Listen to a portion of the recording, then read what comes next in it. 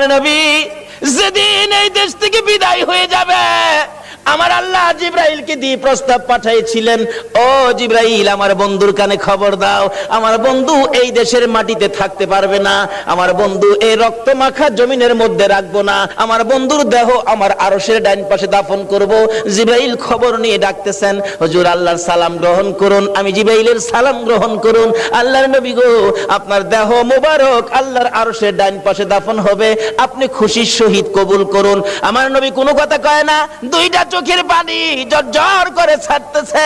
জিবরাইল বলেন, ইয়া রাসূলুল্লাহ, এত সুন্দর প্রস্তাব নিয়ে আসলাম, কোনো কথা কন না, খালি কাঁদেন কেন জানতে চাই। আমার নবী বলেন, জিবরাইল রে, তোমার জন্য খুশির খবর হতে পারে, আমি খুশি হতে পারলাম না। কেন পারলেন না? রে জিবরাইল, আমার দাফন আল্লাহর আরশের ডান পাশে হবে, আমি জানতে চাই আমার গুনাহগার উম্মতের দাফন কই হবে রে? জিবরাইল বলেন, আপনার উম্মতের দাফন এই জমিনের মধ্যে হবে। আমার নবীর কান্না আরো বেড়ে গেছে। জিবরাইল, না না, সইতে পারি না, আমি আরশে থাকবো আর আমার উম্মতেরা এই জমিনে থাকবে। আমার মন মানে না, প্রস্তাব আমি রাখবো না। আমার পক্ষ থেকে একটা প্রস্তাব আমার প্রভুর দরবারে তুলে ধরো। জিবরাইল রে, আমার গুনাহগার এতিম উম্মতেরা যেই জমিনে থাকবে, আমি নবী আরশে যাব না রে, আমি আমার গুনাহগার উম্মতের পাশে সেই জমিনের মধ্যে শুয়ে থাকবো। আরে দয়ালো নবী, প্রেমের ছবি আর আসবে না জগতে, আমার দয়ালো নবী, প্রেমের ছবি আর আসবে না।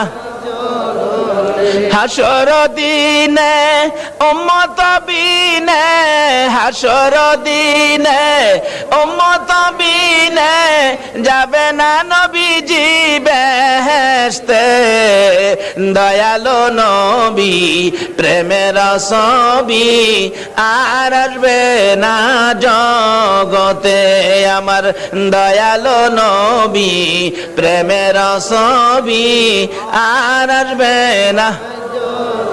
63 সাল জিন্দেগি কাটছে বলে উম্মতি, 63 সাল জিন্দেগি কাটছে বলে, এখনো কান্দে শুয়ে মদিনাতে নবী, এখনো কান্দে শুয়ে মদিনাতে।